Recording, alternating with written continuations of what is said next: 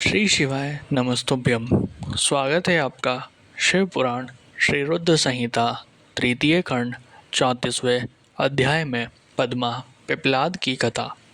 ब्रह्मा जी बोले, नारद जी, शैलराज हिमालय राजा अनरण्य की कथा सुनकर बोले कि हे मुनि विशिष्ट, आपने मुझे बहुत ही उत्तम कथा सुनाई है।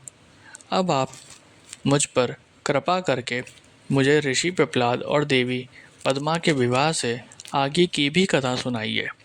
पद्मा को पत्नी बनाकर ऋषि कहाँ गए और उन्होंने क्या किया?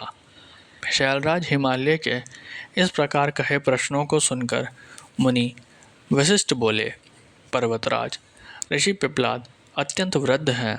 उनकी कमर झुकी हुई थी तथा वे कांप कांप कर आगे चल पाते थे।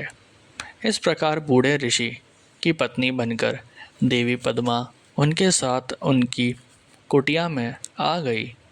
पद्मा रूपवती होने के साथ साथ गुणवती भी थी। वह साक्षात लक्ष्मी का रूप थी। अपने पति को वह साक्षात विष्णु समझकर उनकी सेवा करती थी। एक दिन की बात है, देवी पद्मा स्वर्णदा नामक नदी में स्नान करने गई। तभी धर्मराज वहां आ पहुँचे और उनके मन में पद्मा की परीक्षा लेने की बात आई। धर्मराज ने राजसी वस्त्रों एवं आभूषणों को धारण किया और रथ में बैठ गए। रथ में बैठे वह साक्षात कामदेव प्रतीत हो रहे थे। देवी पद्मा को मार्ग में ही रोककर उन्होंने कहा, देवी, आप तो परम सुंदरी हैं। आपकी सुंदरता को देखकर तो चांद भी शर्मा जाए। आप तो राजरानी बनने योग्य हैं। आप इस भयानक जंगल में उस बूढ़े पिपलाद के साथ क्या कर रही हैं? वह बूढ़ा तो मृत्यु के बहुत पास है। देवी, आप उसको त्याग कर मेरे साथ चलें। मैं आपको अपने हृदय में स्थान दूंगा। आप मेरी रानी बनकर राज करेंगी। आपकी सेवा करने के लिए हजारों दासियां होंगी जो आपकी हर आज्ञा को शिरोधार्य करेगी। मैं स्वयं आपका दास बनकर रहूँगा। यह कहकर धर्मराज रथ से नीचे उतरकर देवी पद्मा का हाथ पकड़ने हेतु आगे बढ़े।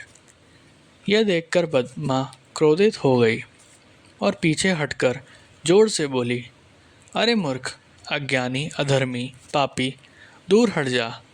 यदि तूने मुझे स्पर्श भी किया तो तू नष्ट हो जाएगा। तू काम में अंधा होकर मेरे प्रतिवत धर्म को भ्रष्ट करना चाहता है। तू क्या सोचता है कि तेरी यह राजसी रूप और धन देखकर मैं अपने परम पूज्य महातेजस्वी ऋषि पिपलाद को त्याग दूंगी? नहीं, कदापि नहीं।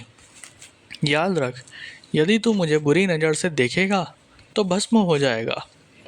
देवी पद्मा के शाप को सुनकर धर्मराज भयभीत हो गए। उन्होंने तुरंत राजा का वेश त्याग दिया और अपने असली रूप में आकर बोले, माता, मैं धर्म हूँ, मैं ज्ञानियों का गुरु हूँ और हर स्त्री को सदैव अपनी माता मानता हूँ।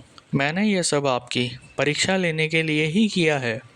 मेरा जन्म ही इसलिए हुआ है कि मैं धर्मात्मा मनुष्यों की धर्म संबंधी परीक्षा लेकर उन्हें धर्म में दृढ़ करूं।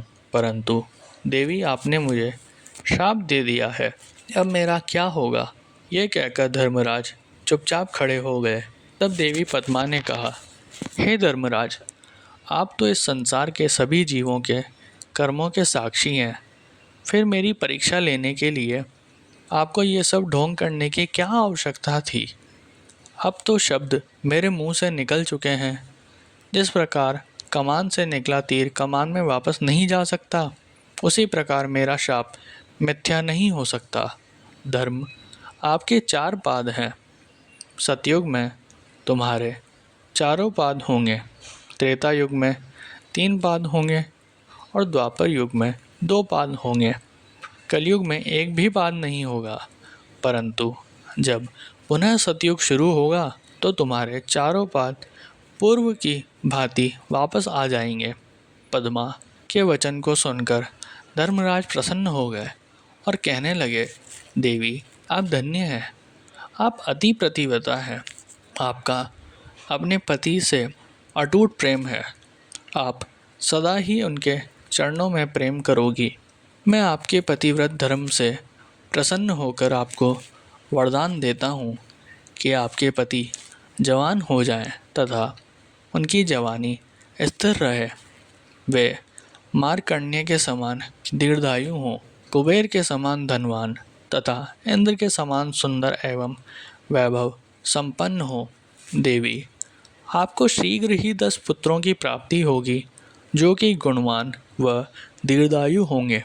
यह कहकर धर्म अंतर्ध्यान हो गए और देवी पद्मा अपने घर वापस आ गई। उसने घर पहुंचकर देखा तो उसके पति धर्म के वरदान के अनुसार जवान हो गए थे। उनके घर में सुख विलास की सभी वस्तुएं मौजूद थी। इस प्रकार पिप्पलाद और पद्मा सुखपूर्वक जीवन व्यतीत करने लगे। कुछ समय पश्चात देवी पद्मा को 10 पुत्रों की प्राप्ति हुई, जिन्हें पाकर दंपत्ति का जीवन खुशियों से भर गया।